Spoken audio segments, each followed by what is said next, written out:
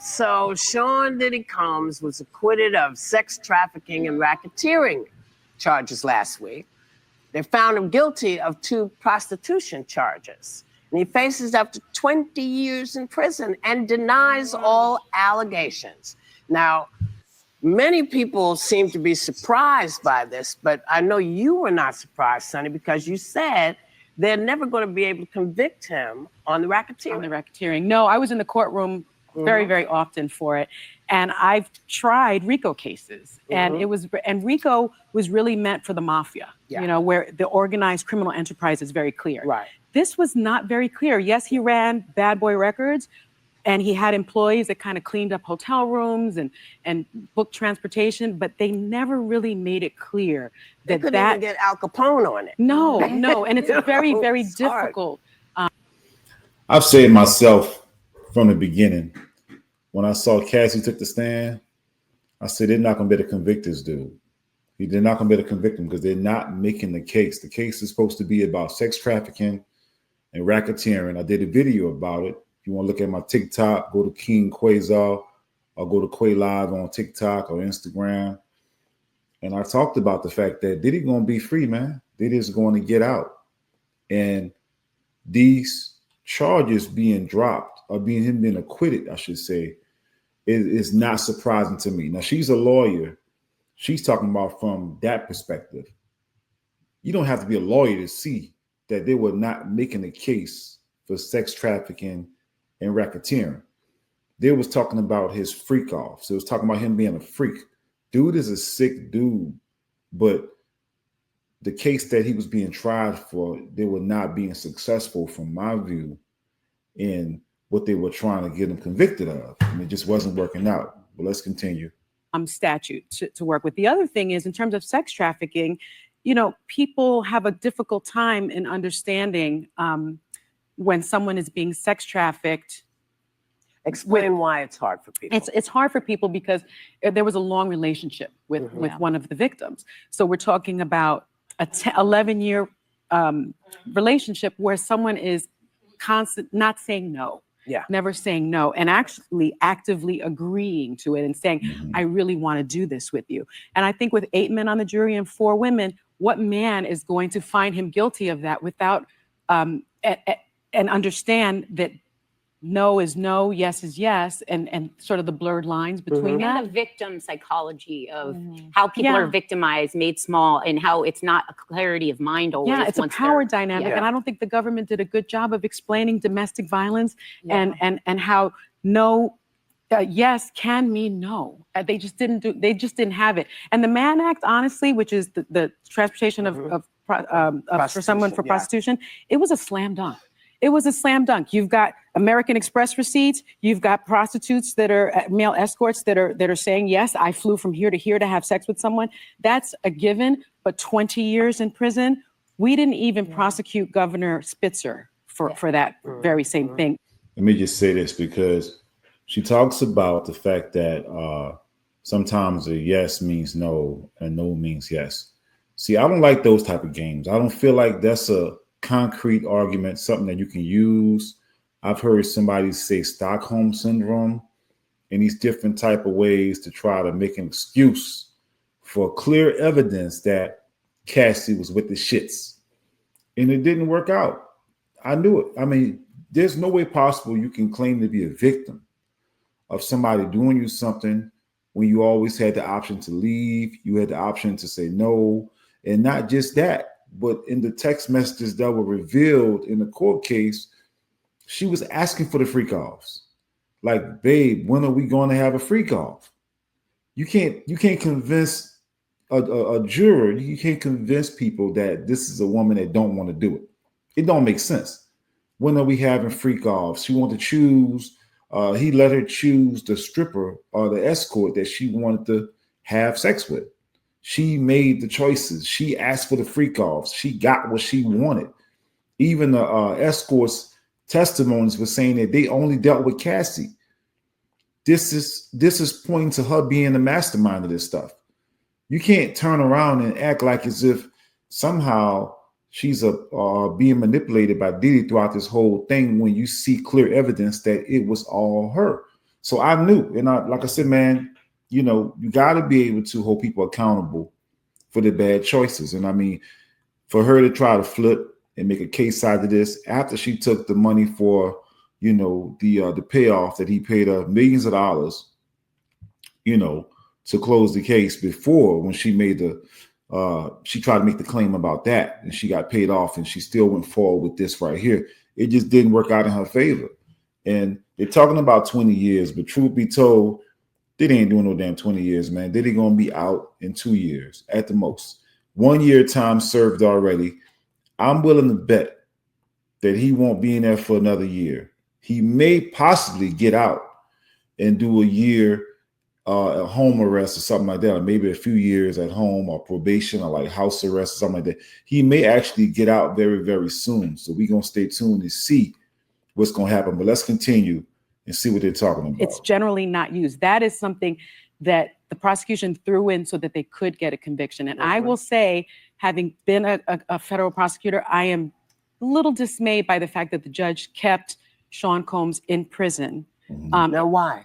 He said that because there was proof of domestic violence, that he was, that society couldn't be protected from him. And I think that's the wrong thing.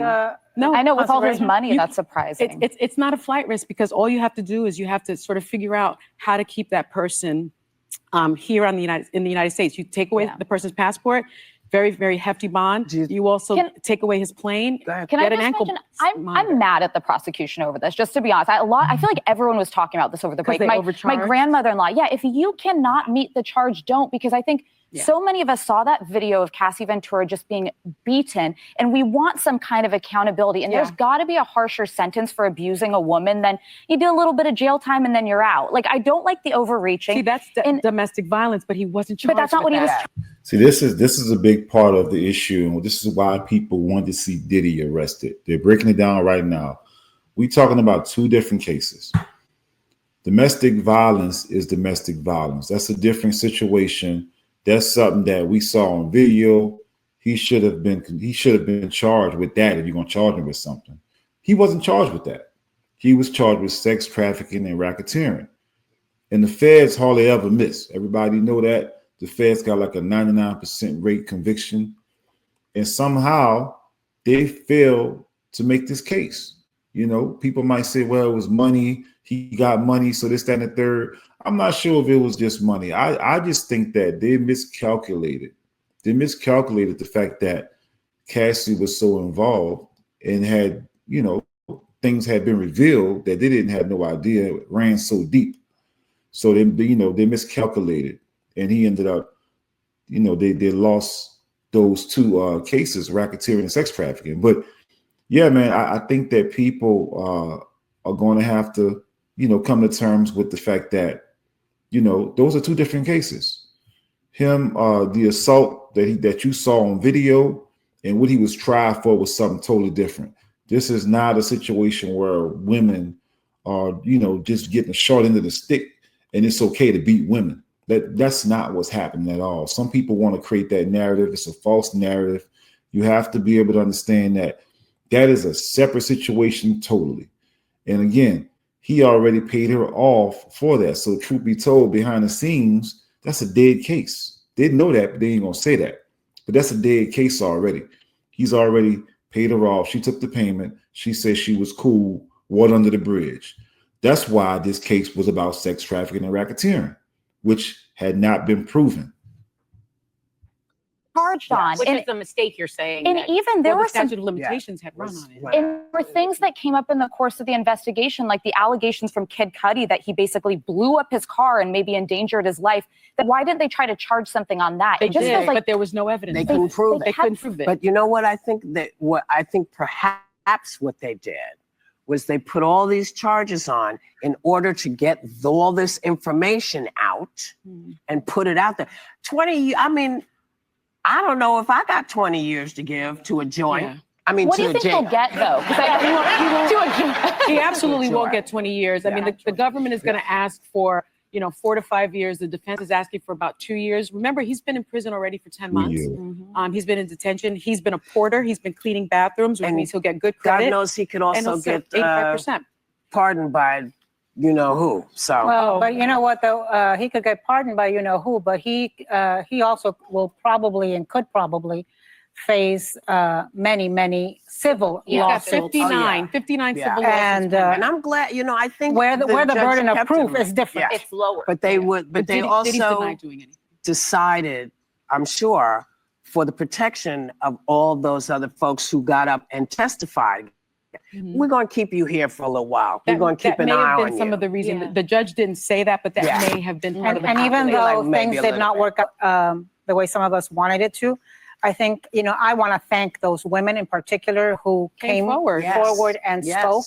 And women should not ever be afraid to come forward and don't get speak. discouraged. Don't get discouraged. And the enablers who helped him do this for they're the worst decades ones. need to look at themselves in the mirror. That turned the other way at those parties and knew about them. And at the and during the domestic violence, looked the other way. Yeah. You know, you can only tell people what's right and wrong. You can't make them do it. Yeah. You know, and they will have to live with the knowledge of what they enabled and okayed. Yeah. And they have to face their families who are going to say, why didn't you do something? It's terrible. You know, the burden's going to be really tough on them because everybody now knows. Yes. Listen, if I run into him in Miami, I'm going viral. I want to say that Whoopi did a great job at the end of saying that basically people have to be accountable. She didn't say that, but this is what I heard her say. People's choices are going to come back, you know, eventually and bite them in the ass. And you got to be accountable for your actions, man. This goes for the people who made the choice of dealing with Diddy in the first place. I mean, she could have been talking more about Diddy, but I'm looking at the victims. And you know, one of the young ladies also said something about you know, she congratulated the women for coming forward. Well, yeah, they came forward and they tried to make the case, but the thing is that the case failed. So the fact of the matter is, you know, you can't take the outcome of the case and still treat it as if he's been convicted. Nah, he's been acquitted. So the fact of the matter is, you know, the truth is the crime that you accused him of was not proven. I'm not saying he's a good person. I mean, we all know he's a shitty person. Diddy he's a freak. He's a monster. Literally, he's an asshole. You know, in no way, shape, or form do I feel like I want to defend or I think that Diddy is a good person. No, I don't at all. You know, he got weird, freaky type of tendencies and stuff like that in the bedroom. That's his personal business. But listen, the stuff that came out in this case, I didn't know he was that sick. From my perspective, I think he's sick. You know, I just feel like a man that can watch another man have sex with his girl and have another man ejaculate on her breasts and you lick it. Oh my God, just the stuff that came out in that court case was despicable. So Diddy is a weird, you know, very freaky person. You know what I mean? So let me just say that for the record. But at the same time, though, the crime him being convicted of is not about him being a freak. It's about actual crime that had to be proven. And again, they did a bad job at proving it. The witnesses, the credibility of Cassie, the testimonies of some of the escorts, some of the men, it went along with Cassie running the show and Diddy not being a person that held nobody hostage or made somebody do something against their will. The truth of the matter is, you know, it was more exposed of Cassie than it did Diddy. Well, I'm not going to say that because Diddy also got exposed for being a freaking sick, nasty person that he is. But it also exposed Cassie a whole lot in effort to expose Diddy is what I'm trying to say. Her husband is now looked at weird by him, his friends, his family, his associates for being with a woman that did so much, you know. She could be seen as a victim to some degree because he did beat her. We saw that on video. But ultimately, she was with the shits, man. Again, the text messages that came out, all the stuff that came out, it shows that Cassie was with the shits. She was asking for these freak offs.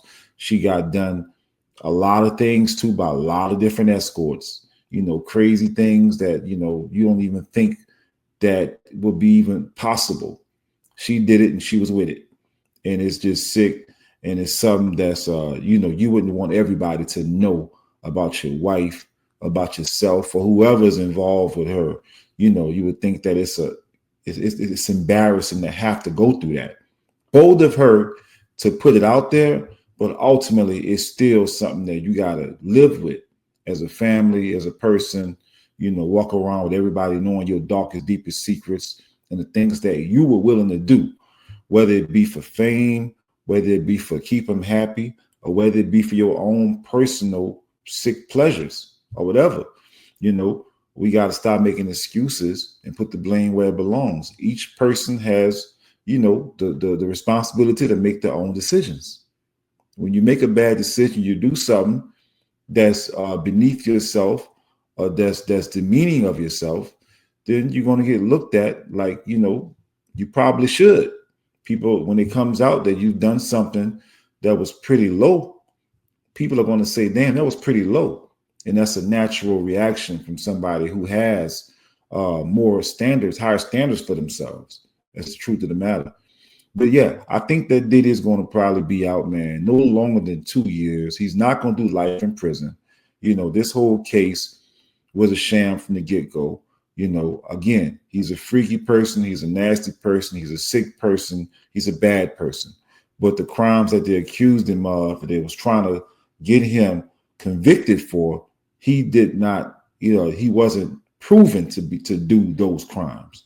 So the other crimes he's going to be facing that carry a much lighter sentence is, I believe, is prostitution or transferring people from state to state line, from over state lines, something like that. He's going to have to deal with that. And I believe a couple of more. She also mentioned that there's going to be like 59 silver suits, which is mostly about money. That's not going to carry no time. He's going to be free. He's going to be able to make music. He's going to be able to do whatever he needs to do to generate money for himself, if anybody's still going to want to be around him. Because that's another thing. Once Diddy get out of jail, all the people that turned their back on him or whatever, are they going to try to turn around and come help him now? Or is he even going to be open to wanting to deal with some of the people that turned their back on him? If I was him, I wouldn't want to deal with nobody turn their back on me. But at the same time, though, he going to be hungry to get back on his feet, because now he done spent so much money in his case. He going to probably take whatever he can to get back on his feet if he lost as much as I think he lost. But anyway, man, until next time, it's your boy Quay. Holla.